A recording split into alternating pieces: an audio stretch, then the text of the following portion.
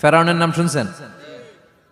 ওরা যখন আল্লাহ লোহিত সাগরে ডুবাইয়া পানি খাওয়াইতে লাগলো, পানি খাইতে খাইতে পেটটা হয়েছে এত বড়, আর পানি খাইতে পারেন। এরপর হাত তুলে কয় আনা মিনাল মুসলিমিন, কোরআনের আয়াত, আনা মিনাল, হাত তুলে কয় আমি মুসলমান।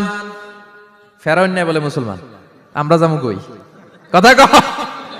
ফেরাউন হাত তুলে কয় আনা মিনাল মুসলিমিন। আল্লাহ কয় টাইম ইজ আপ, দেরি করছস, অনেক সময় দিলাম, অনেক সুস্থ রেখেছি, ক্ষমতা দিয়েছি, দাপট দিয়েছি, তখন যদি ঘাটটা নত করে, মাথাটা নত করে একবার ক্ষমা চাইতি, ফেরাউন তোরেও ক্ষমা করে দিতাম। কিন্তু সময় শেষ হওয়ার পরে আমি মুসলমানদের অন্তর্ভুক্ত বললে কোনো লাভ হবে নাকি? আল্লাহ বলল সময় নাই, সময় শেষ। কারণ মুসা আলাইহিস সালামের চাচাতো ভাই অনেক দাওয়াত দিল, জাকাত দে। কারণকে জাকাত দিব না, এই সম্পদ আমি কামাইছি, আল্লাহ দেয় নাই। মুসা আলাইহিস সালাম বললেন তাহলে আযাবের অপেক্ষা কর।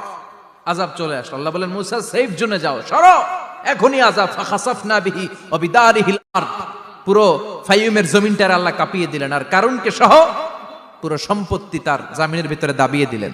হাঁটু পর্যন্ত কারুন দেবে যায়, ভাবছে উঠে যাবে, কোমর পর্যন্ত দেবে যায়, ভাবছে উঠে যাবে, গলা পর্যন্ত যখন দেবে যায় আর সুযোগ নাই। কয় মুসা আমার সব সম্পত্তি তোরে আর তোর আল্লাহরে দিয়ে দিলাম, আমারে বাঁচা, আমারে সব সম্পত্তি তোর আর তোর আল্লাহর, আমারে খালি বাঁচা, চাচা আপন প্রাণ।